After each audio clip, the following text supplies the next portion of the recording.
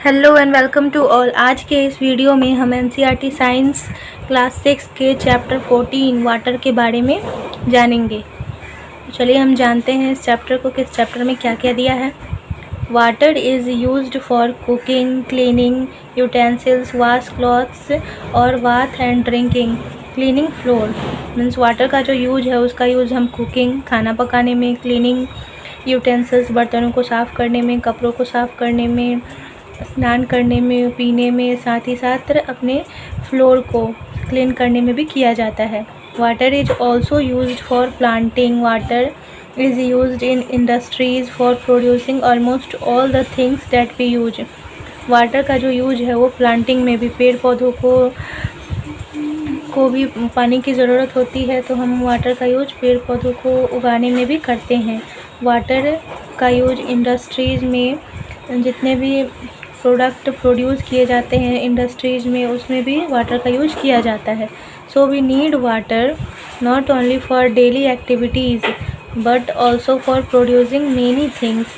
तो इसलिए हमें जो वाटर की ज़रूरत होती है हमारे लाइफ में, बस डेली एक्टिविटीज़ के लिए नहीं, जितने भी हम वस्तुओं को प्रोड्यूस करते हैं, बनाते हैं, उनमें भी वाटर की ज़रूरत पड़ती है। जैसे हमने देखा ऊपर में कि किस तरह प्लांट्स के लिए वाटर यूज़फुल है, और जितने भी इंडस्ट्री में थिंग्स बनाए जाते हैं उनमें भी वाटर का यूज़ किया जाता है। जैसे अगर आप इंडस्ट्री में हैं, अगर आप बिस्किट बना रहे हो इंडस्ट्री में, तो उसमें तो वाटर लगेगा ही। अगर आप बेकरी प्रोडक्ट बना रहे हो उसमें भी वाटर लगेगा।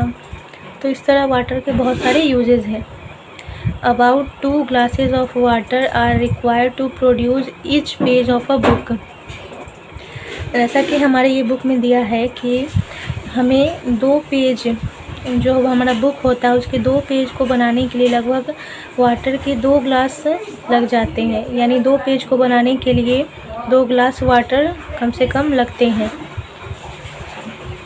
अब है नेक्स्ट कि we draw water from a river, spring, pond, well, lake, tap और अ हैंड पम्प। हम वाटर जो है वो कहाँ से प्राप्त करते हैं, उनके क्या क्या सोर्सेज हैं। तो वाटर हमें रिवर से, झरनों से, तालाब से, कुओं से, झील से, और टैप मीन्स होता है नल से, और हैंड पंप से। ये जो सारे क्या है वाटर के सोर्स है, इन सारे सोर्स से हमें वाटर प्राप्त होता है। Water that we get from taps is also drawn from a lake और अ रिवर और a well. It is then supplied through a network of pipes. Water जो हम टैप के थ्रू प्राप्त करते हैं वो भी हमें कहाँ से मिलता है, वो भी हमें लेक से, रिवर से और बेल से ही प्राप्त होता है। और उसका जो सप्लाई किया जाता है, यानी लेक से, रिवर से एक मोटी पाइप डाली रहती है, और उस पाइप के थ्रू वाटर पास होकर नेटवर्क जो बिछा रहता है पाइप्स का, उसके थ्रू टैप से आके कनेक्ट हो जाते हैं, जिससे हमें टैप से वाटर मिलता है। हम भी देखते होंगे हमारे घरों में भी जो नल लगा है, नल के थ्रू जो पानी आता है उसमें पाइप लगा होता है, जो अंदर हमारे ग्राउंड के अंदर उसका सप्लाई रहता है, और वो सप्लाई जाकर एक मोटर से अटैच होता है, और उस मोटर का जो पाइप होता है वो नदी तालाबों से जाकर जुड़े होते हैं, जिससे हमें पानी मिलती है। About 2/3 of the earth is covered with water. Means हमारे अर्थ का लगभग 2/3 जो भाग होता है वो पानी से ही ढका होता है। The water in the oceans and seas has many salts dissolve in it. The water is saline. This water is not fit for drinking, agriculture and industrial needs. Water जो होते हैं ओशियंस के और सीज़ के, यानी महासागरों और समुद्रों के जो पानी होती है वो, उसमें बहुत ज़्यादा साल्ट्स घुले होते हैं, और ये जो वाटर होता है क्या होता है, खारा होता है। इसलिए यह जो वाटर होता है ना तो पीने के यूज में आता है, ना ही एग्रीकल्चरल वर्क के लिए आता है, ना ही इसका यूज हम इंडस्ट्री में कर सकते हैं। हम जानते हैं कि ओशियंस और सीज़ जो है उसमें बहुत ज़्यादा पानी होती है, लेकिन ये तो हमारे यूज का ही नहीं है, इसलिए हम इसका पानी यूज नहीं कर सकते हैं। Rhyme of the ancient mariner written by S T. Coleridge in 1798। एक राइम है एंशिएंट मराइनर, जिसका नाम है rhyme of the ancient mariner, जिसको लिखा था एस.टी. कोलेरिड्ज ने 1798 में। इसमें क्या लिखा गया था कि water water everywhere, nor any drop for drink. ये लाइंस उन नाविकों के ऊपर लिखी गई थी जो नाव चलाते चलाते ओशियंस में जाकर पहुंच गए थे और उन्हें बहुत ज़्यादा प्यास लग रही थी, लेकिन चारों ओर पानी होते हुए भी वो पानी की एक बूंद भी नहीं पी सकते थे। On heating water changes into its vapour. पानी जो है वो गर्म होने पर इसके वाष्प में परिवर्तित हो जाता है। In sunlight evaporation takes place faster.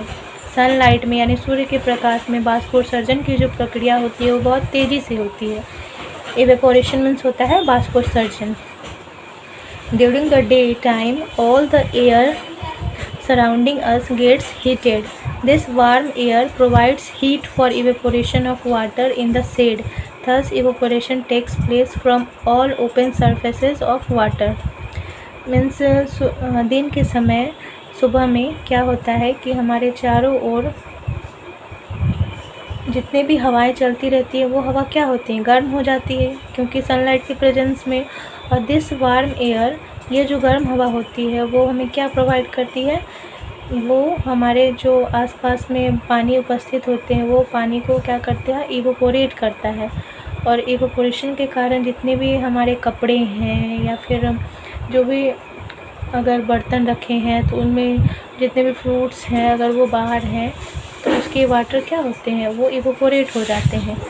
और ये इवेपोरेशन का जो प्रोसेस है वो place all open surfaces of water. ये कहाँ कहाँ होता है, तो हमारे जितने भी सरफेस होते हैं जहाँ पे वाटर प्रेजेंट होते हैं, खुले जगह पर जहाँ पे वाटर प्रेजेंट होते हैं, ये सभी जगह पर ये इवेपोरेशन का प्रोसेस होता रहता है।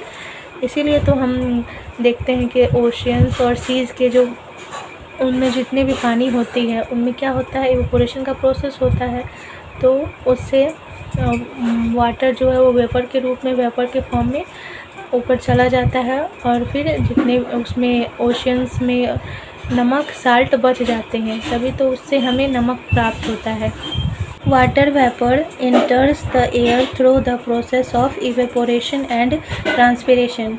वाटर वेपर मीन्स होता है जलवाष्प। तो जलवाष्प हमारे वायु में इवेपोरेशन यानी और ट्रांसपिरेशन के प्रोसेस के थ्रू एंटर करते हैं। तो हम जानते हैं कि ये ट्रांसपिरेशन क्या होता है। The process of water passing out from the surface of a plant और लीफ। पौधों और उसकी पत्तियों की सतह से जल के निकलने की प्रक्रिया को ही हम ट्रांसपिरेशन कहते हैं और ये मेनली प्लांट्स में ही होते हैं। The water vapour in the air condenses to form tiny droplets of water which appears as clouds. Many tiny water droplets come together and fall down as rain, snow और hail. Means जितने भी water vapour होते हैं हमारे air में वो condense कर जाते हैं और एक बनाते हैं, टाइनी छोटे छोटे ड्रॉप्स बनाते हैं पानी के, और वही आगे जाकर क्या बन जाते हैं, वही आगे जाकर बन जाते हैं क्लाउड्स यानी बादल। और बहुत छोटे छोटे वाटर के जो ड्रॉप्स है वो एक साथ मिलकर एक साथ आकर क्या करते हैं, वर्षा करते हैं या फिर स्नो यानी बर्फ जिसे हिम भी कहा जाता है, और हाल मीन्स होता है ओले। तो ये अब हम समझते हैं कि ये कंडेंस क्या होता है। कंडेंस जो है वो कंडेंसेशन से बना है। कंडेंसेशन का मतलब होता है संघनन। इसका एग्जाम्पल के थ्रू भी हम समझ सकते हैं, जैसे कि अगर जब हम अपने घरों में पानी गर्म करते हैं, पानी गर्म करने के लिए जो बर्तन चढ़ाते हैं तो उस पानी को हम एक प्लेट से ढक दीजिए। ऐसा आप करके देखिए कि अगर पानी गर्म करने को चढ़ाते हैं किसी भी बर्तन में तो उस बर्तन को एक प्लेट से ढक दीजिए और कुछ देर बाद आप देखिए जब वो वाटर जो है वो वेपर के फॉर्म में धीरे धीरे ऊपर उठने लगता है, तो वो वेपर जाकर उस प्लेट में जिस प्लेट से पानी को ढके रहते हैं उस प्लेट में जाकर सट जाता है। तो जैसे ही वो वेपर बनता है तो उसके बाद आप उस प्लेट को हटा कर देखिएगा तो वो जो पानी होता है वो धीरे धीरे छोटे छोटे बूंद के रूप में फिर नीचे टपकने लगते हैं। तो यही प्रोसेस होता है हमारे इन्वायरमेंट में भी, हमारे एटमॉस्फेयर में भी, कि जैसे वाटर जो है जितने भी हमारे सराउंडिंग वाटर प्रेजेंट है जैसे लैक में, रिवर्स में, तो उनमें क्या होता है, इवेपोरेशन का प्रोसेस होता है, बाष्पोत्सर्जन की प्रक्रिया होती है, तो वो पानी ऊपर उठते हैं, हवा में फैल जाते हैं और फिर धीरे धीरे उनमें कंडेंसेशन का प्रोसेस होता है। कंडेंसेशन में संघनन की प्रक्रिया होती है, तो वो जो वेपर बनता है वही पानी फिर छोटे छोटे बूंद के रूप में हमारी धरती पर फिर आना शुरू हो जाते हैं। तो यही प्रोसेस क्या कहलाता है? संघनन यानी कंडेंसेशन का प्रोसेस कहलाता है। Rain, hail and snow replenish water in rivers, lakes, ponds, wells and soil.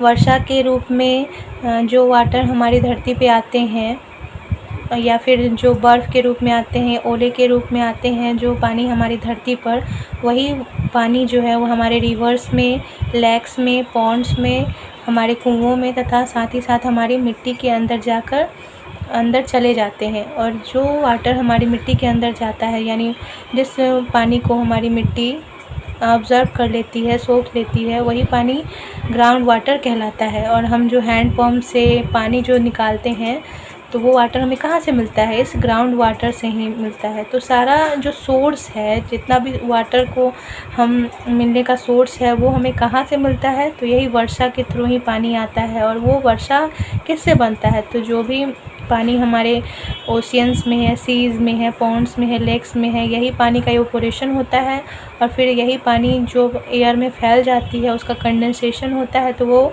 वर्षा के फॉर्म में, स्नो के फॉर्म में, हिल के फॉर्म में फिर हमारे अर्थ पे आता है। तो ये प्रोसेस लगातार चलते रहता है और यही प्रोसेस क्या कहलाता है? यही प्रोसेस वाटर साइकिल कहलाता है। देखिए, जैसा इसमें बताया भी है कि the circulation of water between oceans and land is known as the water cycle. यही सर्कुलेशन जो ओशियंस और लैंड के बीच में जो सर्कुलेशन चलते रहता है, यही सारा प्रोसेस क्या कहलाता है? Water cycle. In our country most of the rainfall occurs during the monsoon season. हमारे देश में ज़्यादातर वर्षा वो किस सीज़न में होती है? मानसून सीज़न में होती है। Excess of rainfall may lead to many problems. Heavy rains may lead to rise in the level of water in rivers, lakes and ponds. The water may then spread over large areas causing floods. मतलब वर्षा तो होना हमारे लिए ज़रूरी ही है, लेकिन जब वही वर्षा एक्सेस होने लगे, मतलब ज़्यादा मात्रा में होने लगती है, तो वो हमारे लिए प्रॉब्लम्स क्रिएट करने लगते हैं। हैवी रेंस होने के कारण क्या होता है? हमारे रिवर्स, लेक्स और पॉन्ड्स, उनका वाटर जो है वो अपने लेवल से ऊपर चला जाता है, जिसके कारण क्या होता है? जिसके कारण फ्लड आ जाती है, बाढ़ आ जाती है। और हम जानते हैं कि हमारे बिहार में तो कितने बाढ़ लगातार आते ही रहते हैं। Lack of water for long periods में कॉज ड्राउट्स। मतलब लंबे समय तक पानी की कमी होना भी हमारे लिए अच्छा नहीं है। लंबे समय तक पानी की कमी होने से ड्राउट्स यानी सूखा पड़ जाता है। आप देखते भी होंगे और सुनते भी होंगे, ऐसा कहा जाता है कि बहुत सारे इलाके सूखे पड़े हैं, वो बंजर पड़े हैं। तो ऐसा क्यों होता है? पानी की कमी के कारण वो इलाका सूखा पड़ जाता है, वहाँ की मिट्टी उपजाऊ नहीं रह जाती है। It is very important that water is used carefully. We should take care not to waste water. हमारे लिए यह बहुत ज़रूरी है कि हम वाटर का जो यूज करें वो बहुत केयरफुली यानी सावधानी पूर्वक करें, क्योंकि हमें वाटर को वेस्ट नहीं करना चाहिए। हमें ये भी देखना चाहिए कि हम वाटर को वेस्ट ना करें यानी बर्बाद ना करें। The way by which we can store and collect rain water for later use is called rain water harvesting. मतलब कुछ तरीके बनाए गए हैं जिसके थ्रू हम रेन वाटर को क्या कर सकते हैं? कलेक्ट कर सकते हैं और अपने बाद में भी उस वाटर का यूज कर सकते हैं। तो ये जो प्रोसेस है वो क्या कहलाता है? रेन वाटर हार्वेस्टिंग कहलाता है। रेन वाटर हार्वेस्टिंग के 2 टेक्निक्स हैं। 2 techniques of rain water harvesting are, first होता है roof top rain water harvesting. इसमें क्या होता है कि हम रेन वाटर को अपने छत पे ही अपने छत के चारों साइड को ऐसे इस तरह से घेर लें ईंटों से या फिर मिट्टी से, और फिर जो भी रेन वाटर आ रहा है उसे हम उसी में प्रिजर्व करें और फिर उसका पाइप के थ्रू कनेक्ट करके और उस रेन वाटर को हम ग्राउंड तक पहुंचाएं और उस रेन वाटर का यूज़ हम अपने खेतों में, ज़रूरत पड़ने पे अपने बाथरूम्स में, इन सभी में हम इस रेन वाटर का यूज कर सकते हैं। और उसको हम रेन वाटर को क्लीन करके इनफैक्ट पीने के लिए भी यूज में ला सकते हैं। तो ये हमारे लिए बहुत ही यूजफुल है ये हार्वेस्टिंग के प्रोसेस। अब सेकंड क्या है कि another option is to allow water to go into the ground. Directly from the road side drains that collect rain water. Rain water harvesting का दूसरा ऑप्शन है कि जो भी रोड साइड में ड्रेनेज बनाई जाती है यानी नाले बनाए जाते हैं जिसमें रेन वाटर आकर कलेक्ट हो, तो अगर हम उस रोड साइड के ड्रेनेज को डायरेक्ट ग्राउंड में सप्लाई कर दें तो इससे क्या होगा, जो भी वाटर है वो हमारे फील्ड में ग्राउंड में चले जाएंगे, जिससे हमारे फसलों को पानी मिल सकेगा। तो इस तरह हम रेन वाटर को भी अपने कामों में ला सकते हैं बिना उन्हें वेस्ट किए। आई होप आपको यह वीडियो अच्छा लगा होगा और आपको इस वीडियो से बहुत सारी जानकारियाँ भी मिली होंगी। आप मेरे इस वीडियो को लाइक, शेयर और इस चैनल को सब्सक्राइब ज़रूर कीजिए। Thank you.